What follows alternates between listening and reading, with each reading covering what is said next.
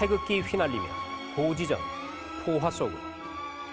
네, 이 영화들은 모두 6.25 전쟁을 소재로 만들어진 것들입니다. 영화를 보다가 참혹한 전쟁 장면에 고개를 돌리신 분들도 계셨을 텐데요. 하지만 전쟁을 실제로 겪어보지 못한 젊은 세대는 전쟁의 참혹함이 현실로 느껴지지가 않을 것 같습니다. 6.25 전쟁 65주년을 맞아서 전쟁의 참상을 바로 알고 비극의 재발을 막자는 교훈을 되새기기 위해서 준비한 다시 보는 문화영화 한국전쟁편 그 두 번째 시간입니다.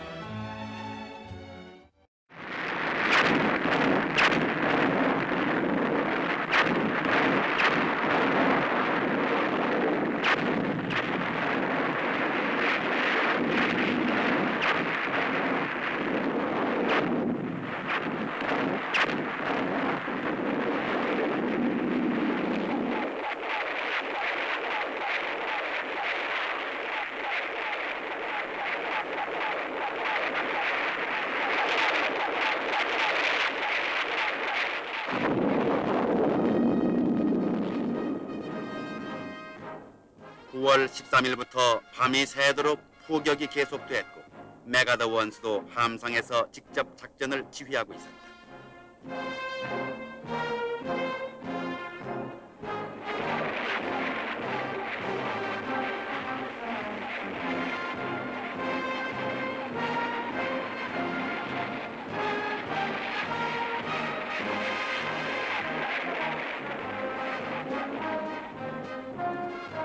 인천 상륙작전에는 우리의 해병대와 육군 제17연대가 참가했다.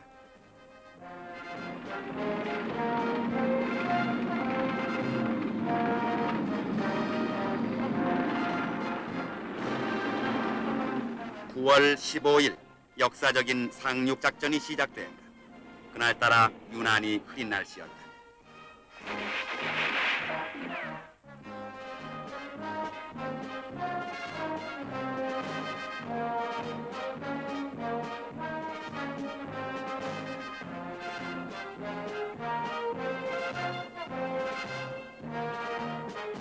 인천 지역에는 북괴군 2,000명이 한사코 버티었으나 9월 16일 새벽 인천의 주요 지점은 아군이 모두 점령했다. 실로 초침에 맞추듯 정확히 수행된 작전이었다.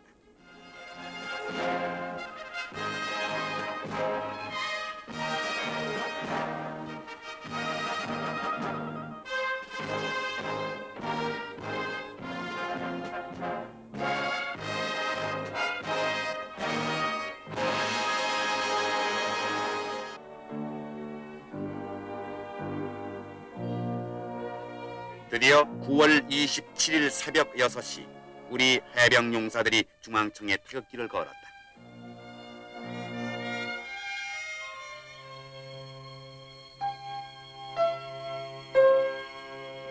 서울역과 남대문 사이의 거리다.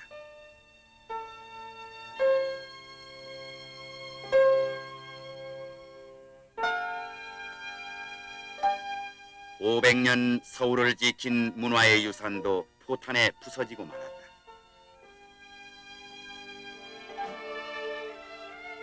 살아남은 사람들은 또 살 길을 찾아야 했다. 폐허를 딛고 일어서야만 했다.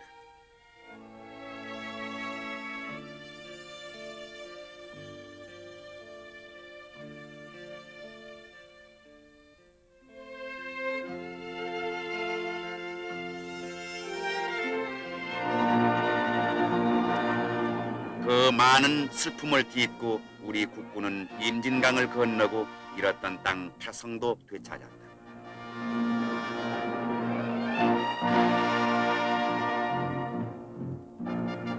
북진하던 국군과 유엔군은 38선상에서 잠시 멎었다. 메가더 사령관이 김일성에게 항복을 권고한 것이다.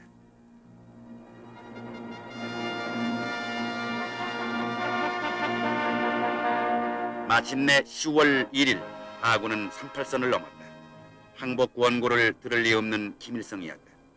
남침 당시 북괴 병력은 11만 명에 이르렀으나 38선을 넘어 패주한 북괴 병사는 2만 5천 명뿐이었다.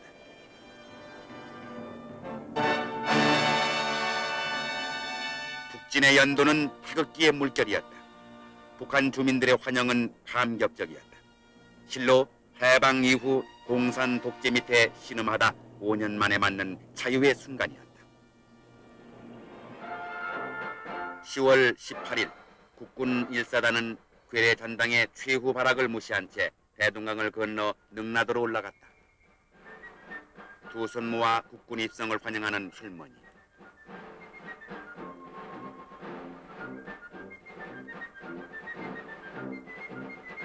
평양 입성은 김일성의 사기를 완전히 꺾어버리는데 큰 의의를 지니고 있었다.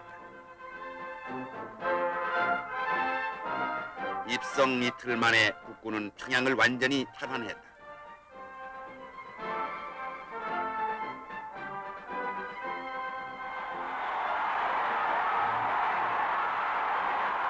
그리고 10월 30일에는 이승만 대통령이 평양에 왔다. 이제 남북 동포가 다 함께 자유스럽게 살 수 있으며 머지않아 남북 통일이 이루어질 것이라는 대통령의 연설에 평양 시민들은 열광적인 환호로서 답례했다.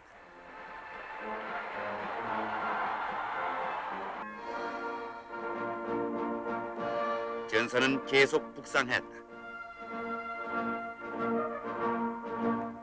백두산 방향의 시산진으로 향하는 유엔군은 겨울이 성큼 다가온 추위 속에 험한 산고비를 계속 넘어가고 있었다. 그러나 전선은 심상치 않은 조짐도 있었다. 포로 중에는 중공군도 끼어 있었던 것이다.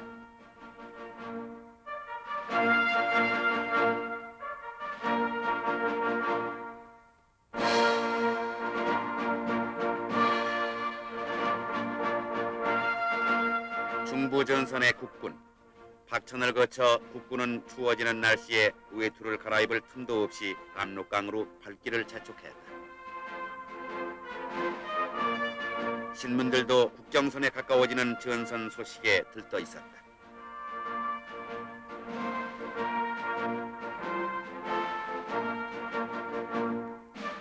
벌써 눈이 내렸다. 유엔군은 눈 속을 헤치며 시산진으로 진격해 들어갔다.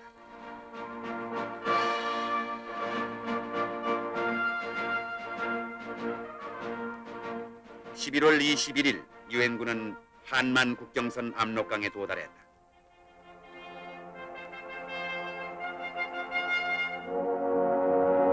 인적은 없고 유령도시 같은 시산진, 그리고 그렇게 와보고 싶었던 압록강이다. 국군 선봉이 국경선 초선에 도달한 것은 시산진보다 한 달 앞선 10월 26일이었다. 정확히 10월 26일 오후 2시 15분의 1이다.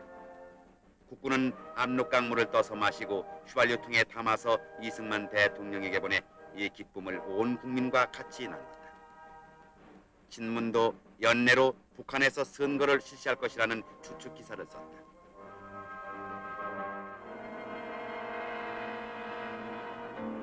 중공군의 참전은 결정됐다.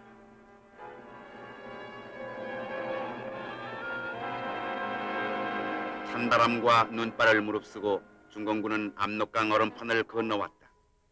꽹과리, 나팔, 피리를 불며 넘어왔다. 자그만치 30개 사단 30만 대군이 밀려오고 있었던 것이다.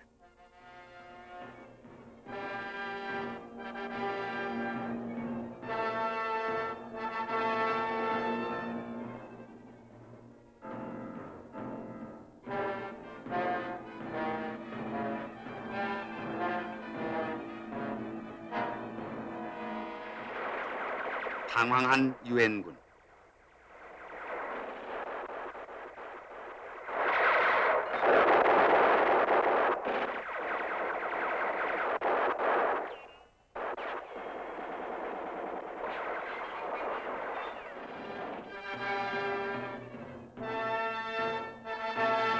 유엔군은 전선 일대에서 후퇴해야만 했다.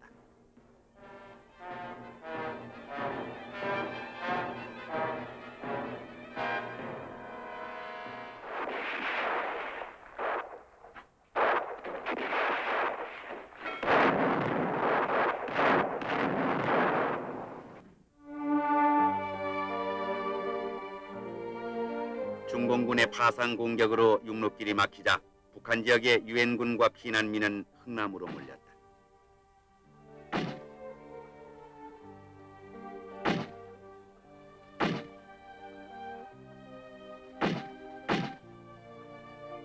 그해 12월의 흥남 부두, 10만의 유엔군이 철수하는 현장이다.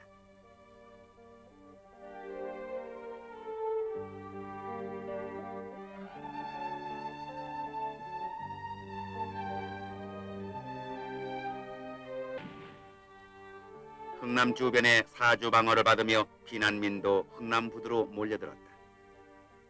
3개월이면 다시 돌아올 수 있다는 약속하에 노 부모는 집에 남겨둔 채 젊은 사람들만 피난길에 나선 것이다. 당시 흥남에 몰려든 민간인 인파만도 무려 15만 명이 넘었다. 마침내 승선의 기회가 주어졌다. 피난민은 사력을 다해 배로 돌진해갔다. 가족들은 뿔뿔이 흩어지기도 했다. 그러나 이들에겐 죽느냐 사느냐 하는 문제였다. 밟고 밟히며 자유를 찾아 배에 올랐다. 12월 24일 마지막 철수선이 부두를 떠날 때 부두엔 아직도 피난민이 구름대같이 있었다. 서로 쳐다보고 소리쳐 부르며 울음바다를 이루었다.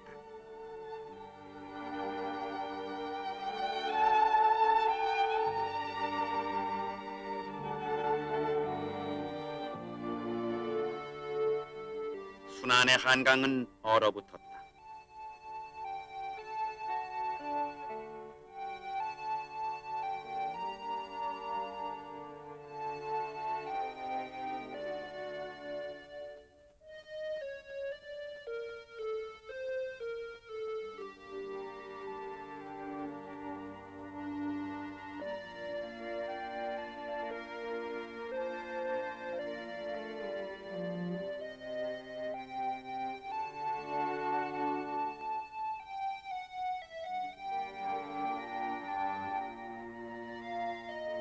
김포공항에서의 유엔군 고아 수송 작전이다. 해수대령의 얘기를 전송가란 영화로도 제작한 실제 현장인 것이다.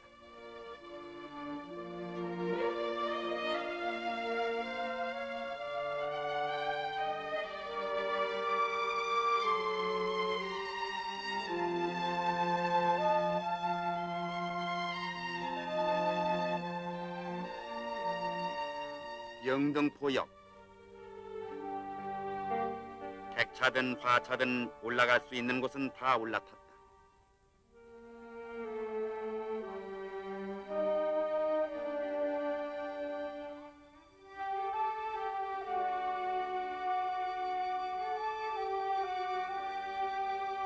굶주린 배를 채워주던 얼어붙은 찬 도시락.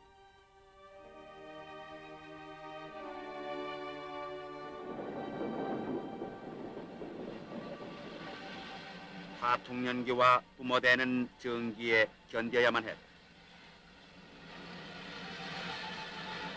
얼어붙는 아기 얼굴을 자기 얼굴로 녹이려는 엄마의 모장. 두려움과 겁에 질린 아이들의 눈망.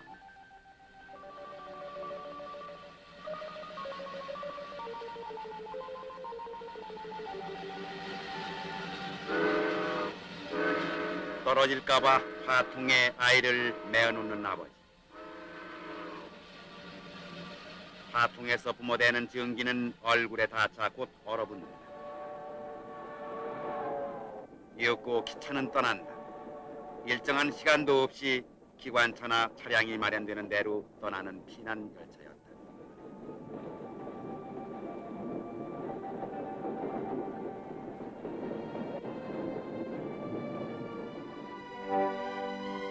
전쟁 중에도 학교 문을 열었다.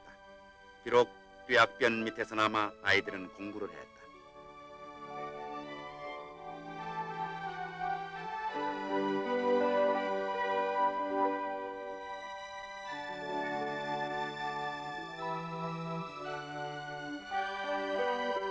부산의 이화여자대학교 임시교사.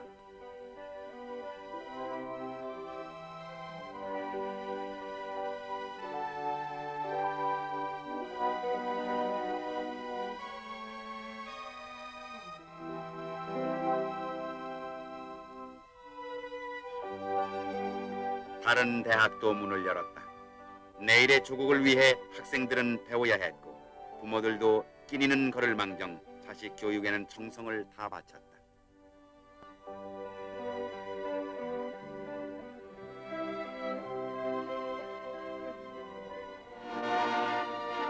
전사는 일진일퇴를 거듭했다.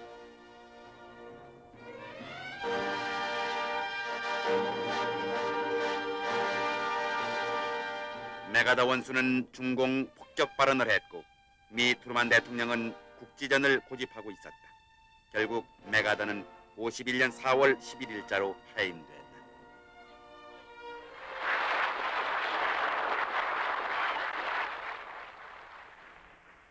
That old soldiers never die. They just fade away.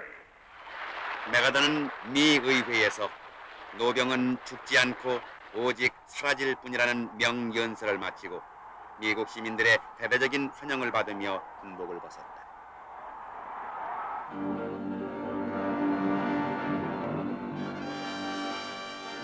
(1951년 7월 10일의 캐성) 처음으로 휴전을 전제로 한 유엔 측과 북괴 측의 접촉이 있었다.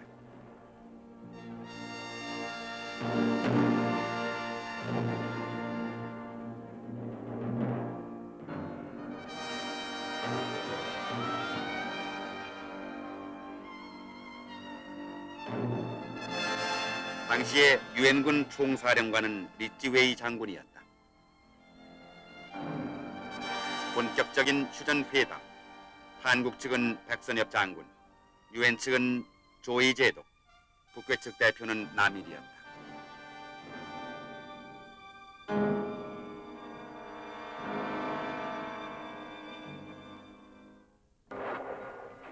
회담이 계속되는 동안 한 채의 땅이라도 더 차지하기 위한 전투는 치열했다.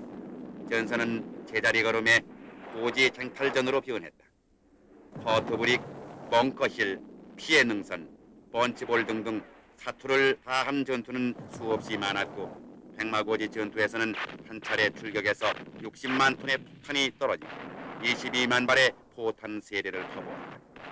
고지의 주인도 무려 20번씩이나 바뀐 끝에 한국군이 차지했다. 전선의 사냐는 풀 한 폭이 살아남은 것 없이 초토화됐다.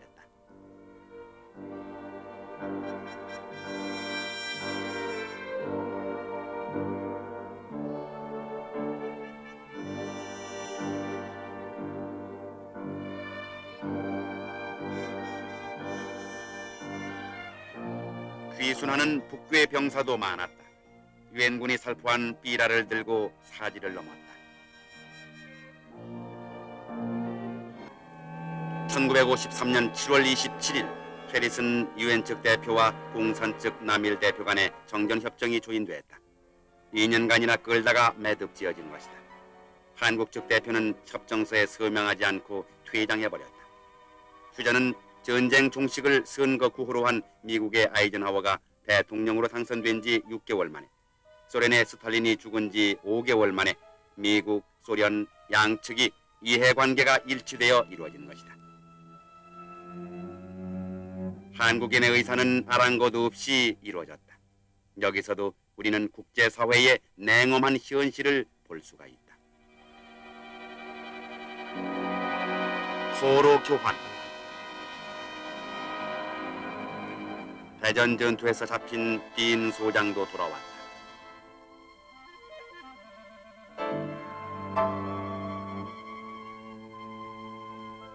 중공으로 돌아가기를 거부한 반공 중공군 포로도 자유를 찾았다.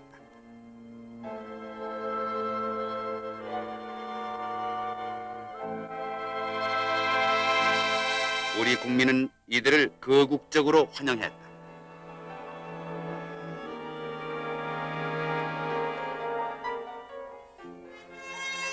(155마일) 휴전선이 그어진 채 전쟁은 끝이 났다. 아니, 한국 측은 정전협정에 조인하지 않은 채 전투 상태만 멎은 것뿐이다. 동란 3년 1개월의 결산은 과연 무엇인가? 산더미 같은 포탄 껍데기는 그 전투의 치열했음을 잘 말해준다. 38선을 6번씩이나 오르락내리락 했으며 포탄이 한국 산천을 장렬하면서 빗자루로 쓸어내리듯 모든 것을 앗아갔다. 이런 엄청난 희생을 치르고도 소득 없이 싸움은 끝이 났다. 그 와중에서 한국민은 20명 중 1명이 죽거나 부상했다. 6.25는 힘없는 자유는 결국 침략과 압제를 스스로 불러들인다는 교훈을 남긴 것이 아닐까.